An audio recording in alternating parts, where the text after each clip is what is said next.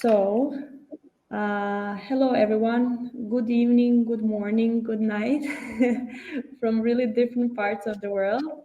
I'm Josipa Palac, I'm the president of ICDO. I'm very happy that we're having today's panel Voices of Change with our ICDO fellows.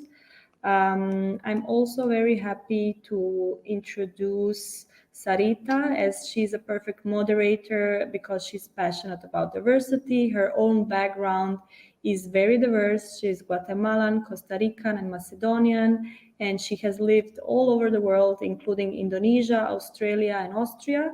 Her work experience is varied across the technology industry, but also her passion is traveling, learning about different cultures, and blockchain technology. So I will give the virtual podium to Sarita, and then she will introduce each one of you. And I hope everyone enjoyed watching the YouTube videos, which is still live on our YouTube channel, where you can watch the inspirational videos from each of our today's participants at the panel. So thank you everyone for joining, and we continue. Thank you, Josipa, so much for the introduction. I'm really happy and pleased to be here with such amazing change makers that we have in our society. And I'm really excited about all of this in general. So moving forward, we're going to be asking our panelists a few questions. They will be answering. We will have take different turns answering different questions. And towards the end, we're going to go into a little mini workshop to see how we can combine all of this amazing knowledge and experience and really come up with something that we can work on all together with ICDO, and using this, to leverage all our platforms individually, but then also as a ICDO community in itself. So first off, I would like to introduce Johnny J. You saw the talk already on the video on YouTube, and you will be the first person who gets a question. And so the question that we have for you today, Johnny, is can you explain a bit more the concept of indigeneity? What future plans do you have for your platform, a tribe called Geek, and Indigeners for Hope initiative? Okay. Oh, that's a big question. Well, indigeneity and indigeneity are kind of like one and the same for us. For Indigenous people, we've always been kind of portrayed in this very primitive idea of who Indigenous people are. Like, we're never teachers, we're never innovators, we're always shown in the past. And with indigeneity, it kind of brings back the focus to Indigenous people as having always been scientists, as always being teachers and knowledge keepers, and that the basis of all modern technology and science is still our ancestral knowledges. And so our future plans, what we hope to do with the tribe called Geek, is to kind of further that because we firmly believe that representation matters in how we see ourselves and how we are portrayed. It makes a difference in what we can imagine for the future. And so we really hope to really kind of keep pushing that for our youth so that they can imagine themselves as change makers, as scientists, and know that there isn't anything that is impossible for them. Amazing. Yeah, really great. So can you just introduce where this concept came from, a little bit more about yourself as well, because this is really... Absolutely. Well, my name is Johnny J, and I'm from the Choctaw and Otoe Missouri tribes of Oklahoma. And a lot of my work focuses on the way that Indigenous people are represented within the media, but I also deal with a lot of community issues. With Indigeners for Hope, for example, is a suicide prevention initiative that I created just to kind of help our youth kind of navigate mental health and also being able to discuss suicide and the way that it impacts our communities in a very real and honest way, but also in a non-triggering way. And, that's something that is very important to me as a suicide survivor myself, and as somebody who has lost many loved ones to suicide. But most of the work that I do is trying to find a way for Indigenous people to create a future, to imagine ourselves in the future, because so much of the work that we are doing now is dependent upon indigenous knowledges. We're looking at climate change. A big part of addressing climate change is addressing how it impacts indigenous people around the world. And especially because we are the people, like we're less than like 2% of the US population here, but yet we safeguard most of the biodiversity that is here. And we see our communities working to protect the water, to protect the land from being overexploited and just destroyed by extractive industries, and also just discussing how those industries impact us in very negative ways. So that's a lot of the work that I do. Thank you so much. Yeah, wow, that's really amazing. Thank you for this. So to move on to our next panelist, Sebastian, if you could say a few words to introduce yourself, please.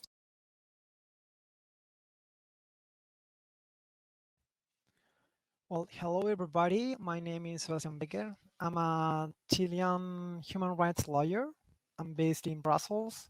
Okay, I would like to first of all thank everybody for the invitation here, especially to Victoria, Stella, Isidra Colit, Josipa Palek, and all people that made this possible.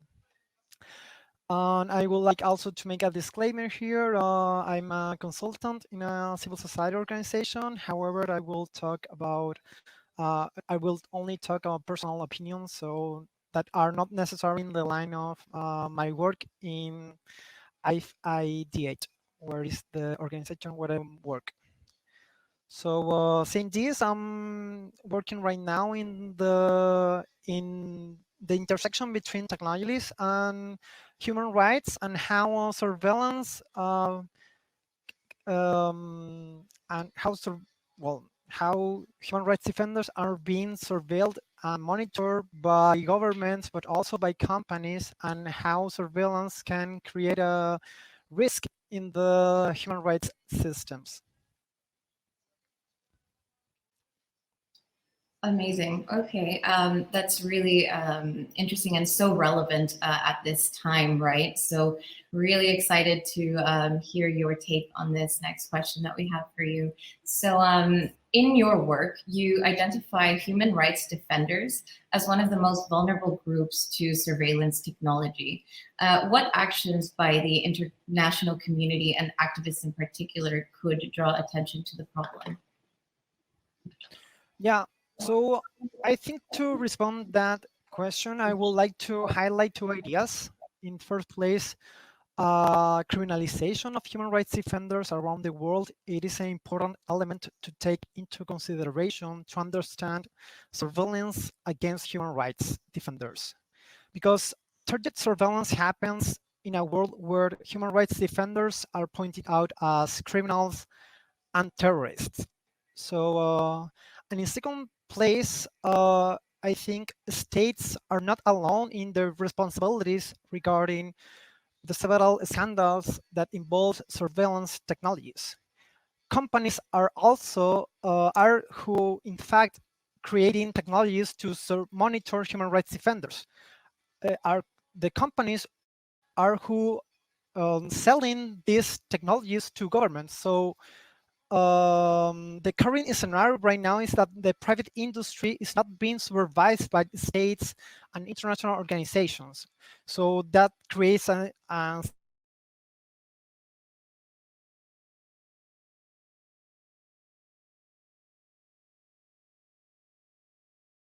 certain saying that take seriously human rights in the digital age, which means adopt safeguards and protect individuals from unlawful surveillance.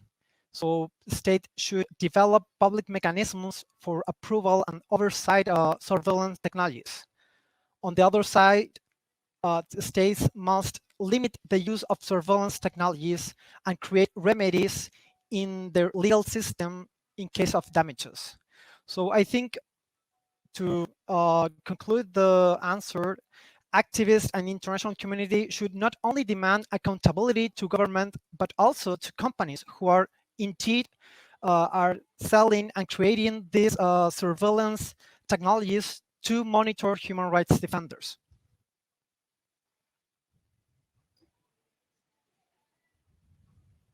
Yeah, absolutely. Such a relevant topic at the moment, and very interesting. So looking forward to seeing more of your work and opinions. So right now we're going to move on to our next panelist. So Alessandra Ottasi, where I'm going to ask questions in English as well as in Spanish for our Spanish viewers as well. So Alessandra, if you could please introduce yourself first, that would be amazing. En español, si por favor nos puede dar una introducción. Yeah, I'll try to do in both languages as fast as I can. So, first of all, thank you to ICDO and all of the panelists that are here today. It's a great pleasure to be with you and to hear about your works that are making, I hope, such a big importance. Hola a todos, gracias a la ICDO por esta invitación y gracias a todos mis compañeros que están conectados hoy día. I'm Alessandro Tazzi. I'm Peruvian, and I'm a social media strategist in, let's say, in real life and in virtual life. I'm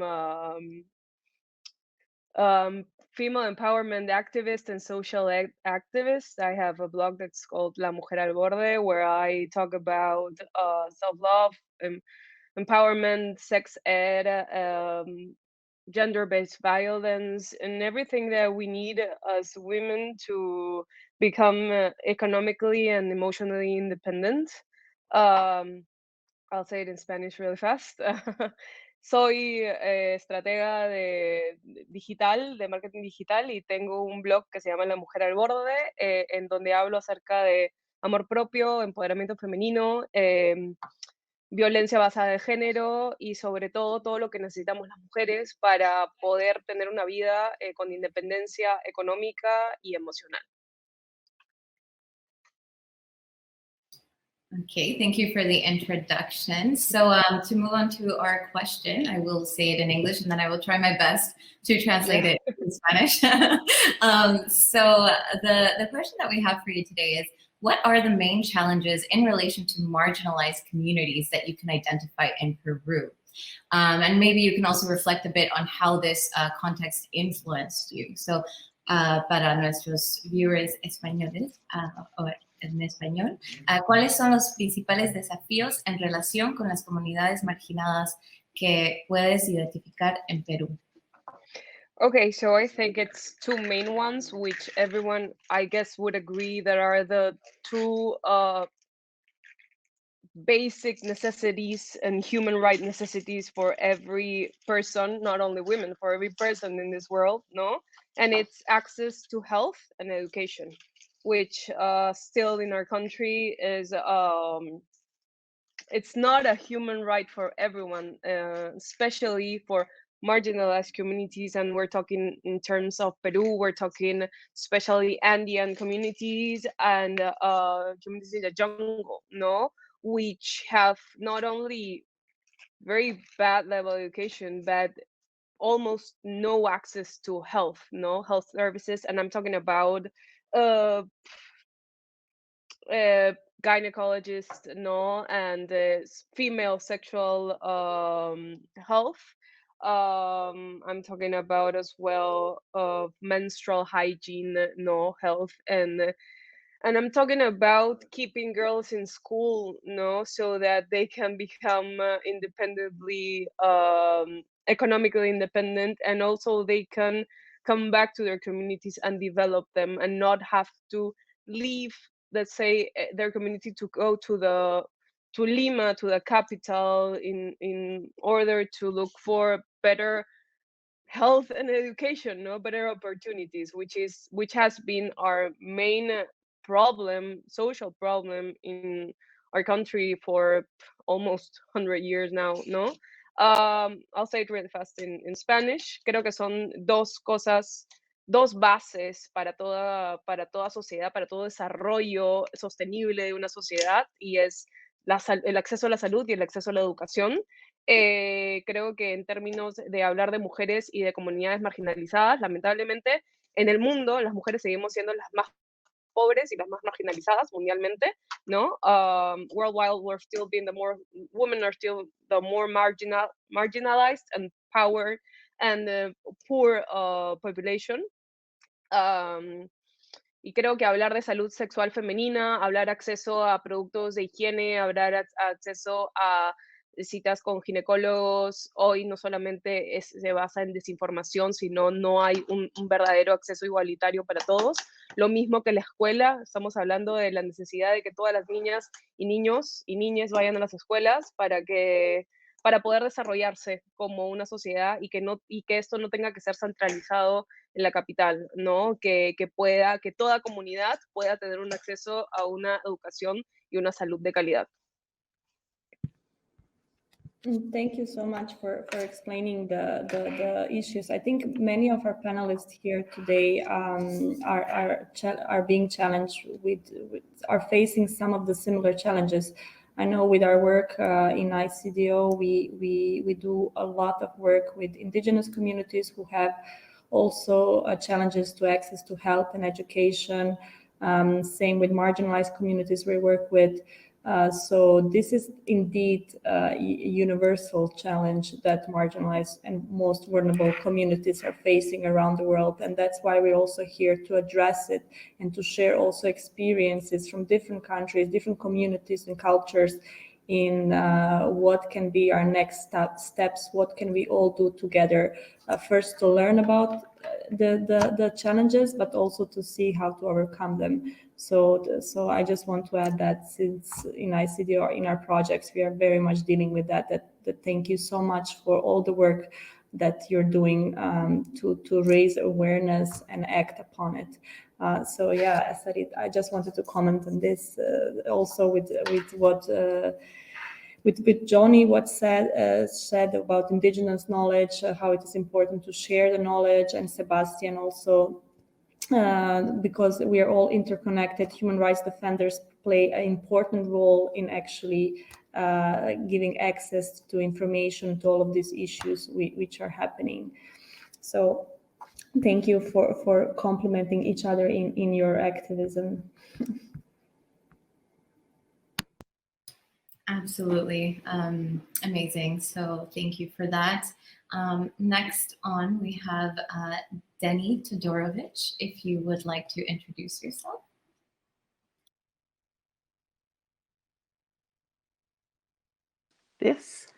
Can everyone hear me? Fabulous. Hello, my name is Denny. My pronouns are they, them. I am coming to you from Wadawurrung country, also known as Geelong in Australia. It's currently 1:30 a.m. here.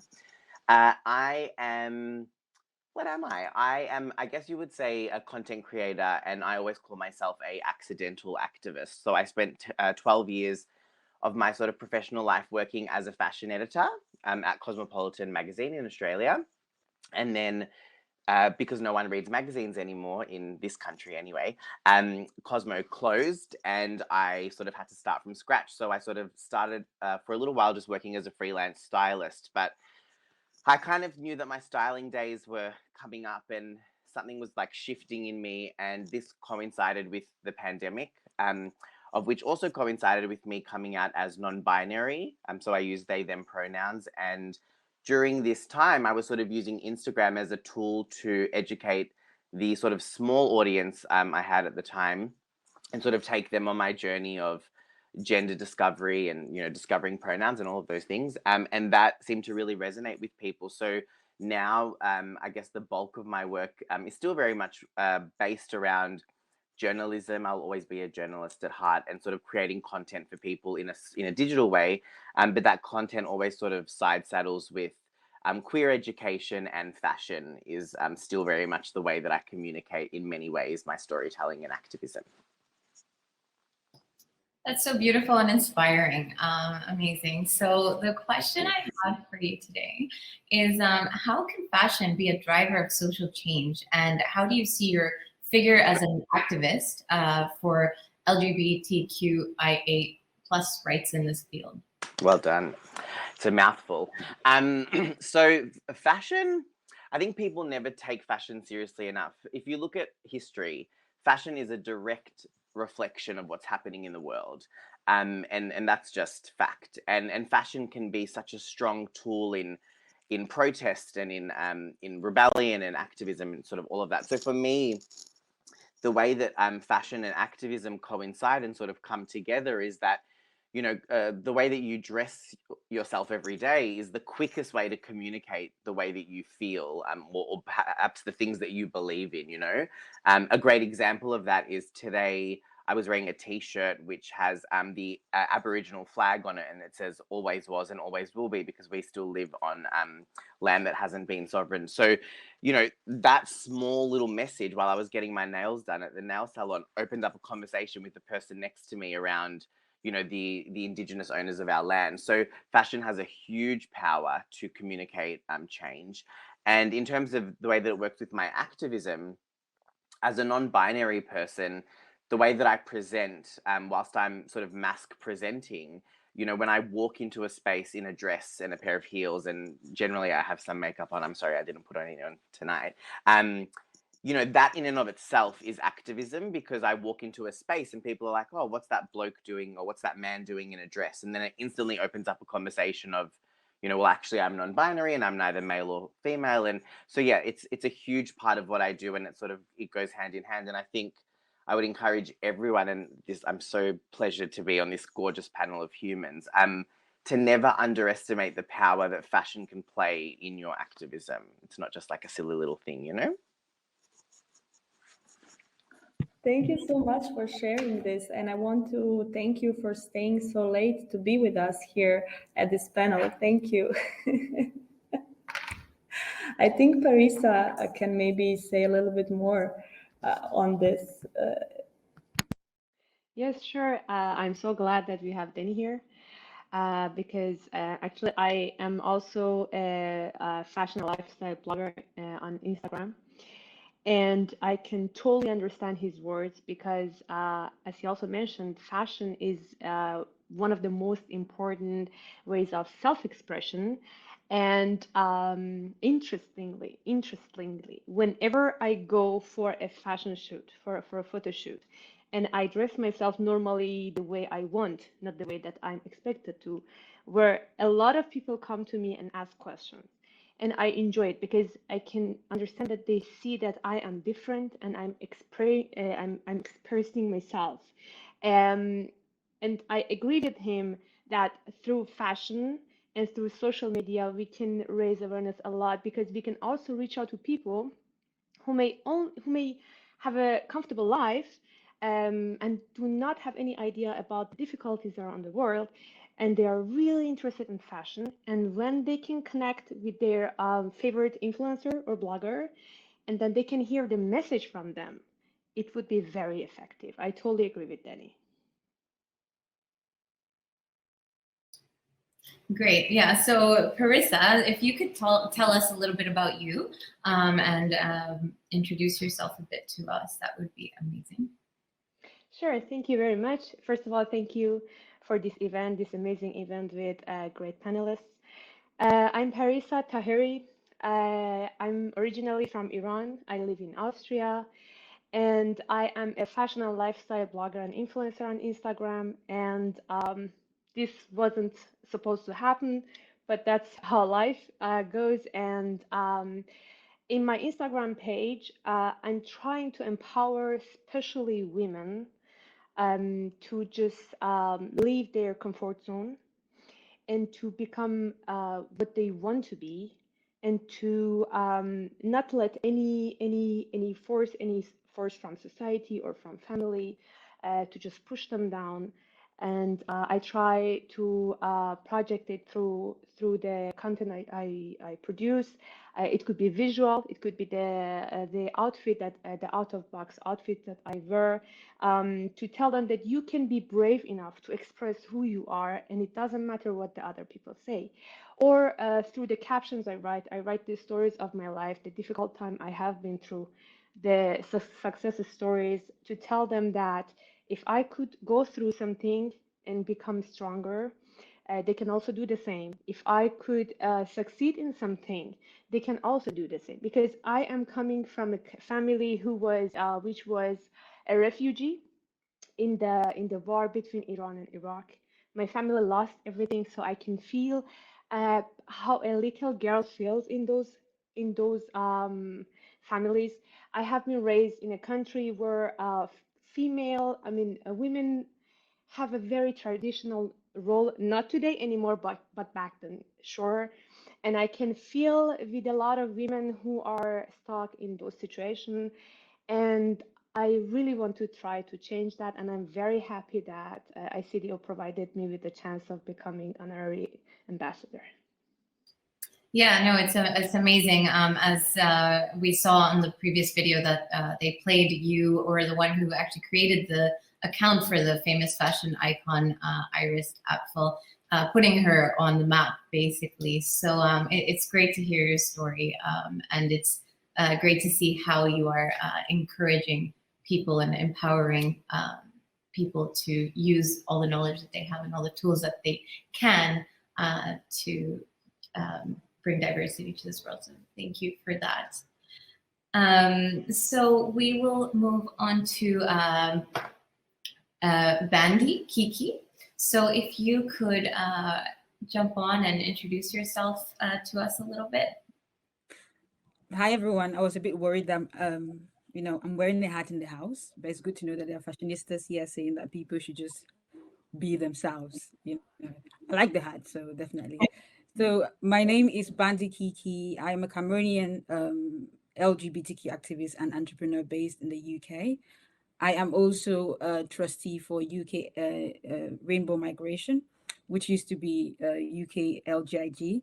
I am also a trustee for Black Beetle Health and a trustee for Living Free UK. Like Sebastian, all my thoughts expressed today are all mine and do not belong, or I'm not speaking for any individual association that I work with. Great. So we have a question for you. So your personal story inspired you to be very vocal about LGBTQ plus rights. Can you share a bit more about transitioning from Cameroon to the UK and starting a new life for our audience? Well, I grew up in a small village in Cameroon, and I grew up in a Catholic family as well. I didn't know any LGBTQ people around me. There wasn't anybody who was freely expressing themselves. And whilst my friends were thinking about guys and talking about guys, I was thinking about girls. And I thought, oh my goodness, what is wrong with me? Then came the knowledge about what the Catholic Church says about LGBTQ people. And then I also found out about what the Cameroon law says about LGBTQ people as well. It was a very lonely journey. Eventually, I moved to the UK to study and found that homosexuality wasn't a crime in the UK. But it took me a while as well just to relax and then start expressing myself. Self-acceptance was a very difficult thing for me. Then eventually when I came out, I decided that I want to be that person that I needed when I was a little girl in Cameroon, struggling to figure out who I was.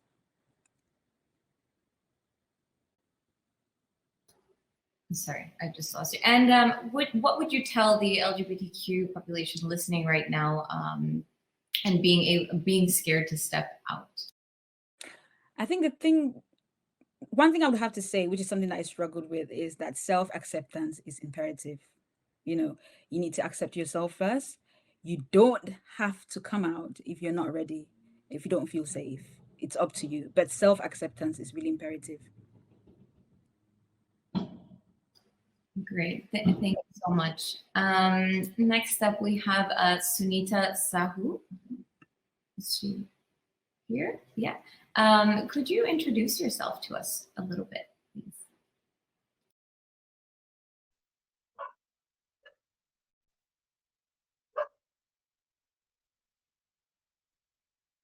Yeah, hello everyone. Myself Sunita Sahu. I'm a cis woman from India, and I'm a yeah. Hello, am I audible? Hello, am I audible? Yeah. Okay, so Yes. yep, I'm a passionate digital activist who speak about women empowerment. I speak about women rights. I'm also a content writer and a blogger. I mix up my ancient wisdoms and scientific facts into and provide more contents on women empowerment. And apart from this social activism, I am an assistant professor working in a nursing college. And meanwhile, I am also pursuing my doctorate in philosophy in nursing. Yeah. Thank you for introducing yourself. So you raise awareness about domestic violence, is that right? How do you think activism about domestic violence has changed in the COVID times? And what would you suggest the biggest challenges are that you face as a woman activist in India?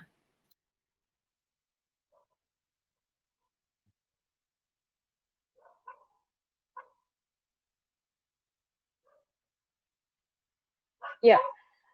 So, first of all, I would like to say that during this COVID times, it's been a very difficult time for everyone fighting against the patriarchy. Not only women, those who fight against the toxic masculinity, but also men who were the sufferers and victims of toxic femininity. So, during this COVID times, there were more about this domestic violence that raised, and the online platforms were more traffic during those times. They were heavily trafficked, and activists started jumping on the online platforms, and even on the offline there were many soldiers. They started going home to home, and they started picking up the victims. And in online you can see people have started creating awareness. They have even started displaying the helpline contacts of the for the victims. And yeah, and challenge being a woman activist, I must say, if you remove the word activist itself, woman being born as a woman, it's a big challenge, and stereotype exists everywhere, isn't it? So women, no matter, irrespective of financial independence or dependence, irrespective of her education, she has to work in and out of the home. And when woman manages these things, the time management is the first of all the biggest challenge she has to face up. The first thing. Second thing is that I can say that being a woman, like people start mocking off when you start doing things gradually. When you start doing things for others, people start mocking at you. People won't listen to you. This is the biggest challenge. And clearing up the mindset of people, it's a difficult thing ever I can see.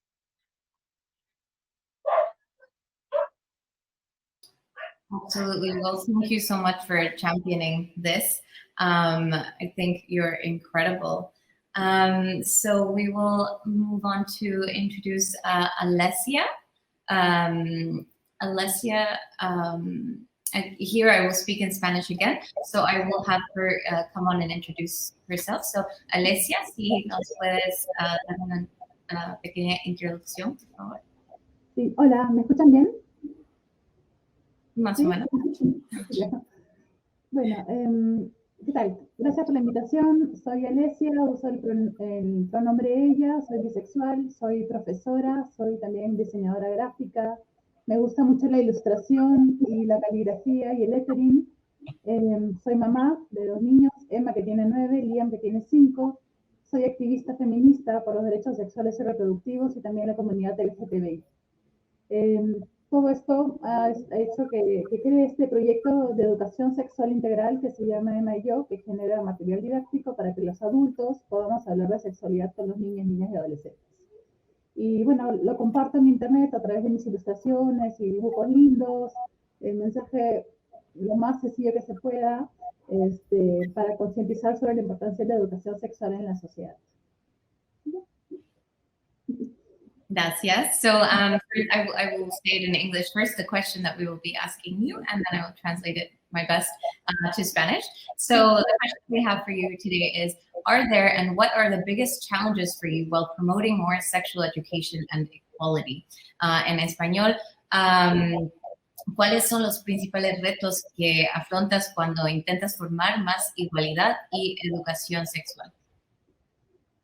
Bueno, lo más difícil es que la gente no quiere hablar de sexualidad, ¿no? De hecho, le dices sexualidad y piensan solo en sexo, y le dices sexo y piensan solo en coito, en penes y vaginas y sexo oral, sexo anal, orgías, ¿no? tienen mucho miedo los adultos de hablar de estos temas. Por eso, de hecho, solo el 9% de colegios en todo el país tiene educación sexual integral, ¿no? Muchos papás simplemente no hablan de esas cosas con sus niños y ese es el problema, ¿no? Por eso y además los que quieren hablar de estas cosas no tienen cómo, no saben cómo, les da vergüenza, no saben por dónde comenzar. Entonces lo que yo he hecho con mi proyecto es dirigirme a esta gente, aunque sea un grupo pequeño, ¿no? de adultos que ya saben de la importancia de la educación sexual, para darles algún material de apoyo para poder hablarles con sus hijos de estas cosas, ¿no? Pero es un tema difícil porque la gente tiene el tema de la sexualidad como tabú todavía.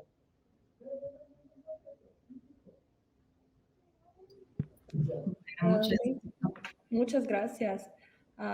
So I think what you're promoting here in the sexual education and the challenges that you have is that people do not also want to have sexual education, as if I understood correctly, because they think it's only about sex and not about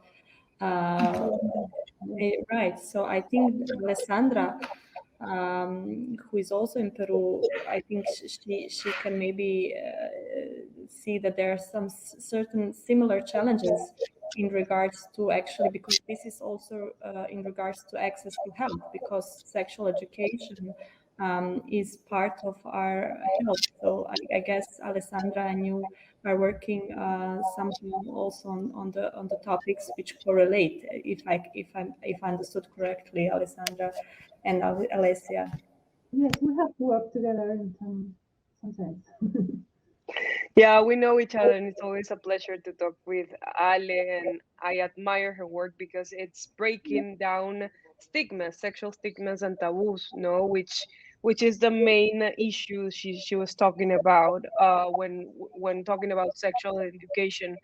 And it's not about talking. It's not about talking about sex, which everyone thinks. No, when you're saying sexual education, it's about talking about rights, no, and diversity and inclusion and consent, which when we're talking about sexual gender violence is one of the main issues we're still fighting for, no, and we're still having to educate people about. And the way Ale does this with illustrations, and she started illustrating her daughter, no, Emma, and it's a little kid talking about sex ed, which breaks every type of barrier, no, language and I guess taboos, which comes whenever you say sex ed. Taboo is the first thing you hear about, no. So I think she's doing an amazing job, and it's a pleasure to have known her through social media. And now we are always doing lives and collaborating. So yeah, it's very rewarding to come to see more and more influencers that are taking the word influence really as a way to change um, social discussions, to change people's lives, no, and to make sure that everyone has a voice and everyone has a right, and that everyone respects that voice and right. Yes. Beautifully said. This is why we are calling this voices of change, because you are voices of change, all of you here. Being said that, I think we can continue to the second part, where we actually want you all, now when you all got introduced to each other, we want to see how in our ICDO how you ICDO fellows and voices of change, how we can do something together to deal with all of these topics that we have just discussed. So how we can influence inside of our own communities, but also outside of our communities, because we see all around the world that all of these challenges that we're facing, we are all facing them. So if you want to continue, Sarita, I think I took... Yeah, no, so thank you guys, everyone. It was really informative and great, and it's great to see, how at the end of the day, some of us have different messages, but it all comes down to community, and we have this one united platform that we can all use. to bring awareness to each one of us. So I love the similarities in some of our topics, but also, you know, the differences, and you know, each of you bring completely different perspectives, which each of them is completely, you know, so valuable. And yeah, like, thank you everyone for that. So it's also great to see how, like, you know, some of them are interconnected. I know I will love to hear a bit more from Parissa and on some of the things. So we'll move on now to the workshop part of the panel. And here we really want to see what we can do together. So feel free to, you know, jump in, and we can start with specific people. Josipa, if you would like to give a question to somebody. But the first topic that we will cover will be what we can do, again, inside our own communities and in other communities in protecting human rights and challenges in your area of work in the long term. So Josipa, who do you think should go first? I think maybe Denny and Parissa, or whoever wants to add on this, can start. So to kind of brainstorm the ideas of what we can do all together using this platform. So yeah. Sure. First of all, I've just been like blown away by every single person that's spoken, like chef's kiss. I think that for me, when I listen to all of you speak, the overarching feeling that I get is that really what we're all fighting for is equality. And as a queer person, as a person of color, as someone who's from a working class family, you know, I feel that my life, you know, I heard this really great quote the other day that the definition of privilege is how many obstacles you either do or don't have in front of you, right? So when you are, you know, a minority group, and maybe that's like by 3 times, it's like one bloody obstacle after the other. So, you know, the intention of what we do is to remove those obstacles for people who really need them. And I think that for me personally, like just listening to all of you, on an international scale, there's so many nuggets of wisdom that I feel like I can share with my audiences online, because I think also we've become so insular as a society, especially when things like COVID happen. All you focus on is your country, or in Australia, it's like your state, because, you know, many of you are, I hope, living your best lives. I'm in lockdown at the moment. So, you know, it's like a constant state of comparison. But actually opening up your mind to, wait, what's actually happening to a girl in Peru? What are trans rights in Peru? Like, I would love to know that sort of stuff. If you, I'd really love to connect with all of you after this on socials, because I think we need to think of the bigger picture. And I think it's really interesting, all the points that you've raised. India is very dear to my heart as well, because my ancestry stems from India, and it's so close to my heart. And I'd love to know, you know, what sort of queer rights Indians have, because I don't imagine they have many. So yeah, I'm just all ears, and like slide into my DMs anytime. Thank you so much for sharing, and I agree with you. I think everyone, I'm so impressed with all of you here today. So basically, what you pointed out really rightly, what we want out of this is ICDO wants to provide you with a platform, so we can, as you Danny also said, so we can continue to communicate, to network together, and to do some action. So the propose is that we give example of how we can do it. For example, do we do a social media campaign all together, that we promote all of these different things in uniting all of our powers. So for example, this is one example that ICDO can provide a platform, and then give kind of also guidance and also recommendations to different international organizations in basically from the activists, what are the next steps that we need to do. So that is, for example, my proposal to all of you, kind of to continue out of this panel, and that it doesn't just end here, but that we continue in this ICDO fellowship and kind of move forward. So this is my idea, but please comment if you have any other ideas or something you would like to share. I would like to, oh, sorry, go ahead, please. I would just like to add that due to colonization, there is mistrust when it comes to organizations internationally trying to influence LGBT rights or taking the front line when it comes to LGBT rights across Africa. So what I would suggest can be done, we can fund or educate local activists. You can support them through funding. We can do collaborations with them, but taking the front line might cause a bit of a problem and maybe even set us back as far as LGBT rights are concerned across Africa. Mhm. Yes, this is one of the challenges that we have successfully overcome in our projects in ICDO when working in really different parts of the world. And this is one very, very valid one. There is this legacy of colonialization, which is very much present in different parts of the world.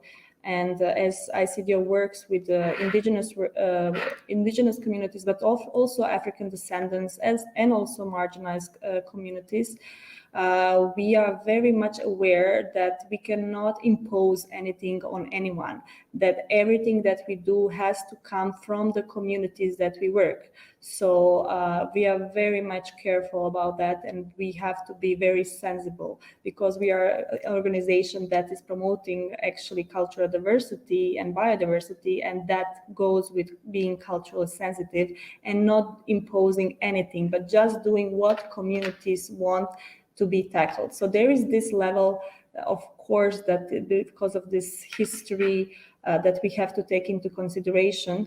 And I'm very proud also to say that our ICDO team members are coming from really different parts of the world, and which helps us a lot. That every project that we do is basically that we learn together. So we never say, okay, we go and we help someone. No, that is so wrong. We learn together, and we do what we do the best, and there is so much knowledge that we learn from different communities, be it indigenous, be it marginalized communities, be it LGBT communities.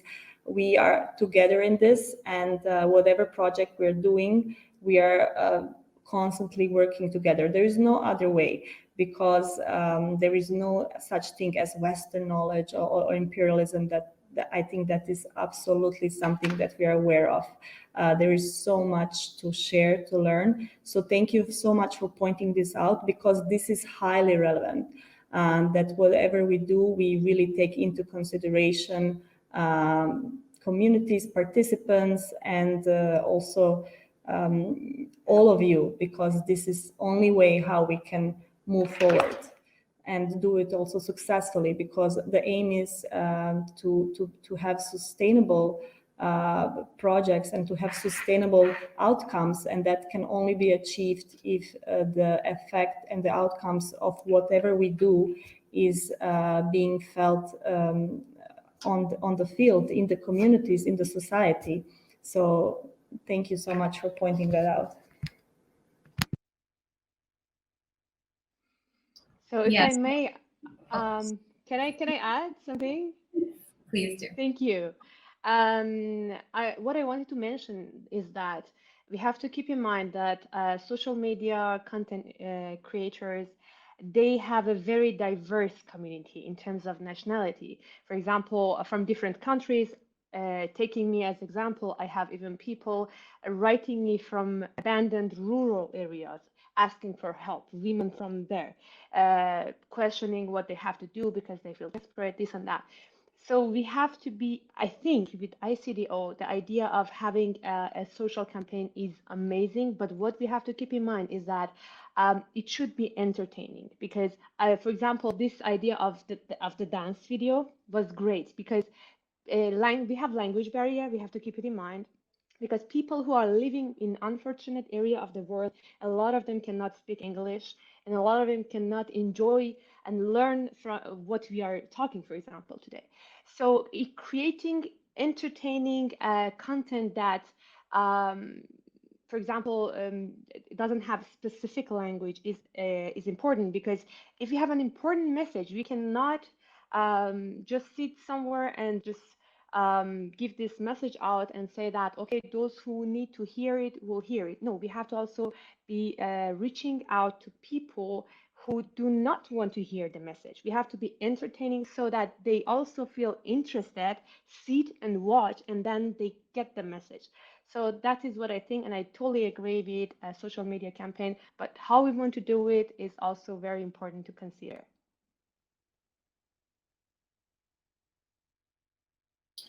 Absolutely. So taking in consideration that we have a time limit, I would love it if we could narrow down some next steps that we could all potentially agree on, what is the next step for all of us together, like how we can leverage this wonderful platform that Josipa has put together for us. For a social media campaign, or you guys are the experts. So I really just want to throw it on the table, what we can do if we could narrow something down in the next 5 to 10 minutes maximum. I know that might be a bit challenging. Anyone have any input? Hi, do you hear me? I'm going to try to speak in English. Can you hear me? Okay, good. I think the first step to solve a problem is to recognize it. So to raise awareness, education, that's the first thing. Thank you. Yeah. So first step is to raise awareness. If you want, you can all write on the whiteboard that you see in front of yourself, in front of you. You can write on it maybe your ideas or messages while we talk.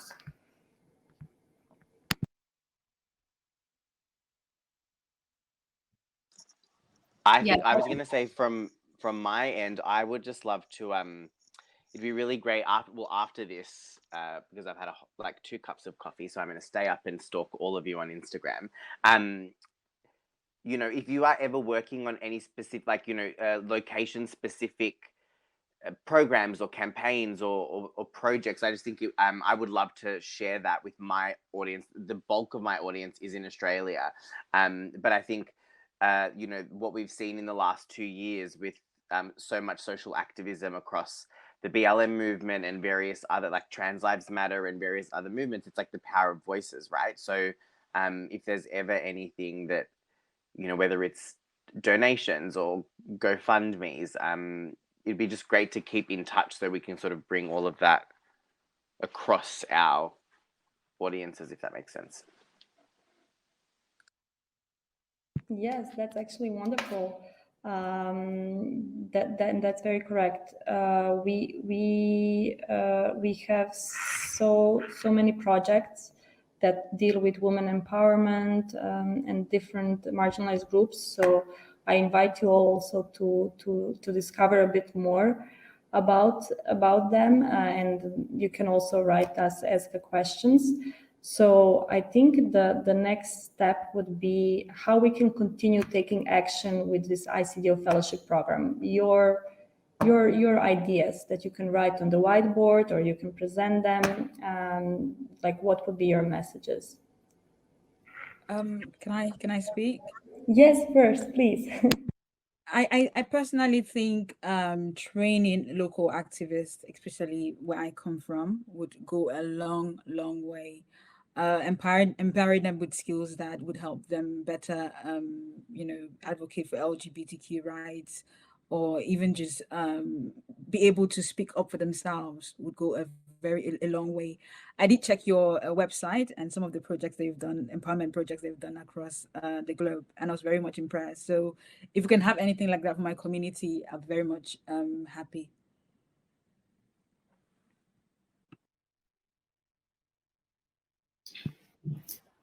Thank you. So I see on whiteboard there was something written and now it's gone. I don't know what happened. So thank you so much, Kiki, for what you said. I would be very interested to find out more what we can do together.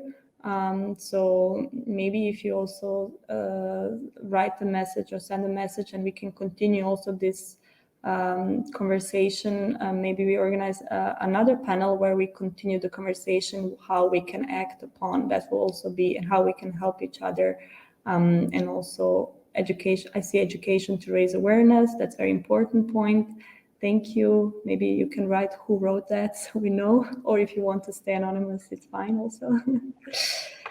It would be great if we could have everyone write a message on the board and then write who wrote it next to the message, so that we can have something nice and together of what next steps we are aiming to get out of this. I also saw that Sebastian, you had unmuted yourself earlier. Is there something you wanted to add? Yeah, I more than an idea, it's more like just to share with you that I think the fight for human rights is a long-term process. It's not something that we will conquest fast victories. It's more like a marathon. It's not a speed race. So this is a long process to fight for the human rights, and I think only with several years of working in this field, we will see the results. So I think it is important to bear in mind that in terms of how we are going to work, it's because it's slow. Despite that, we want to change the world immediately because we think a lot of things are bad. Uh, I don't know, like move the change the dynamic of how the world works. It takes several years, several times. So I would say that we have to think in long-term process. We have to think that we have to be in this race several years to see results and to see how can we can do an impact at the end of the day in our local communities. And perhaps another thought about this is like we need a more bottom-up work, as you already said. Like organizations like ICDO are you can reach a broader public, and I think it is important to amplify local work with local community to international organizations to broader publics, and to yeah, of course, amplify the work that you are doing in your own communities to international organizations, to broader publics, to international public. With that, we can well create an effective change.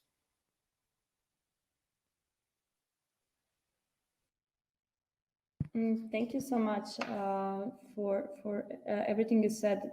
I think we all agree and are aware that this is a long-term work, and it cannot be done achieved in one day, and that's why we're all here to see what are the next steps, what we can do. But of course, change doesn't happen over a day. But with joint efforts, I think it is doable. Just of course, it needs time, a lot of strategy, and a lot of different tools to be used. So I see some of you have written on the whiteboard a social media campaign concept, creating a social community that highlights key moments of activism across the year, across our various regions, sectors. Denny, you wrote that. Beautiful. Education to raise awareness, Alessia. So if everyone can maybe just write a message and sign below in the end, that would be nice. So I have, but I don't know how to post it. It's on the board, actually. It's on the board. Okay. Somebody's message is over mine. Oh, who did that? Wait. Okay. How did this happen? Isidora, could you maybe assist with this? Can you see mine now? Human rights work is a marathon, not a speed race. Wait. Okay, I think it needs to go a little bit more left. I don't know how to do it.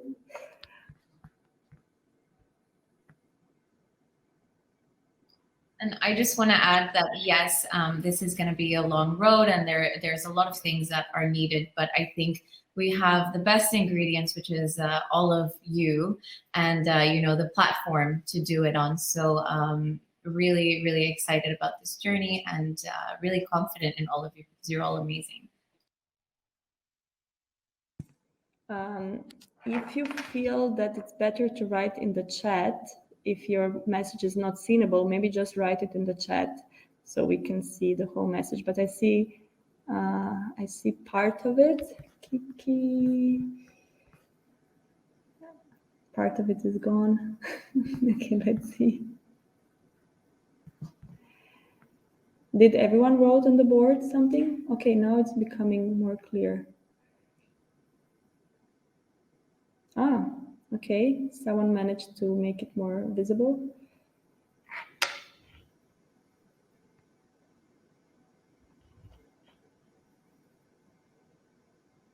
Yeah, I would like to speak.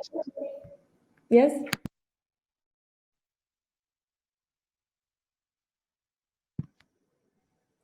Yes. Yes, please speak.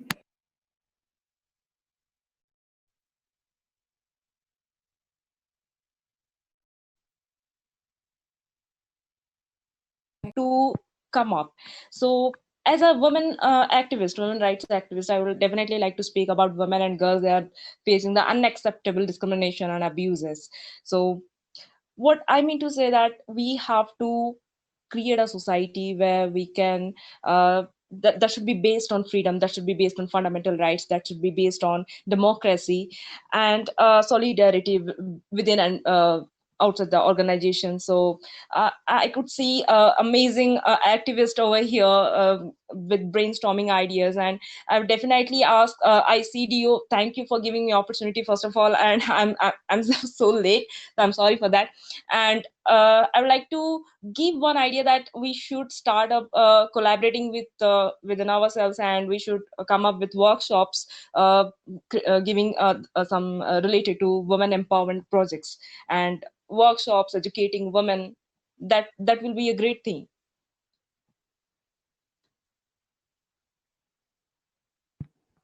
Thank you so much for your words. It would be a really great thing, so thank you. So I would ask everyone to send your final messages and words, and we will be contacting you all also through email if you agree to continue this conversation. So please give your final words and messages.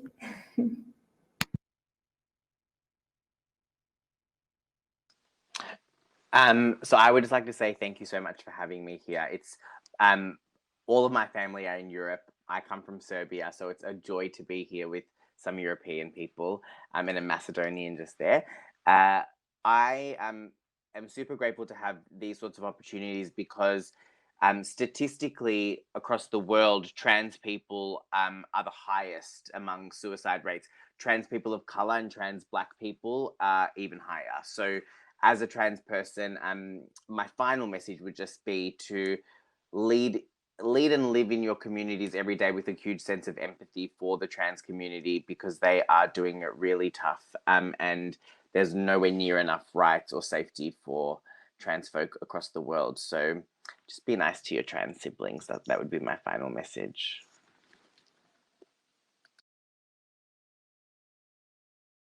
Thank you. And we agree, we should be nicer to each other.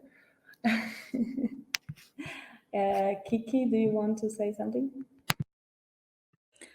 Yeah, I mean, to add to what they have just said now is please do learn your pronouns. It's not that hard. I would also like to say that use inclusive language. I have been part of platforms where the language is not very inclusive. In March, I spoke on women's panel, and most of them were talking about husbands, and I'm like, but I don't have a husband, and I don't think you understand. So it made me feel out of place again. And it's very difficult for an LGBTQ person like me, as myself, living in the UK, to find a space where it's inclusive, where I'm happy as a lesbian, I'm happy as a Black person, I'm happy as as a woman, So yeah, please use inclusive language, educate yourself, use the right pronouns, And yeah, that's all. And just say that I'm very happy to have met all of you. Again, like I said, I was a bit worried about wearing a hat in the house because I like the hat and want to hide my hair. But the fashionista said, Kiki, it's okay. Celebrate you. And I'm doing so. Thank you. Thank you for celebrating yourself, and we want to celebrate all of you at this panel. And of course, every time we should all try to be more inclusive, and sometimes we are unconscious of our own biases, and we should make it conscious. And I think that's a learning curve for every individual here at this panel, but also outside, to try to be conscious about how we speak, what we do, and how we act. And thank you for sending this message. And also, like, I think it's also correct. It's okay to advise someone on just highlighting, oh, please, could you please do that and that. I think that's something I personally appreciate very much when someone says to me, okay, could you please be, and I'm like, okay, I was not aware of that. So I think all of us have these situations that we should be really raise awareness of how we talk and speak, and to be more inclusive. And thank you for being here with us. Sarita? Yeah, thank you all very, very much. I don't know if there were any other final words that we needed to go through. Who is lifting the call? But really, thank you so much for being here. Thank you so much for everything that you are doing. As I said, you are the key ingredients here that we need to make this change. So I think that just keep using the platform, and let's see these next steps. We will keep in touch over email and what we can do together. I know Josipa for a long time now. She's done incredible things and really can put things together and connect. Like we can connect through platforms like these, people from all over the world, to really create a change. So I think if anything, this will just accelerate the message that all of you are trying to, put out, and really excited and confident for the future. So thank you all for your time, and yeah.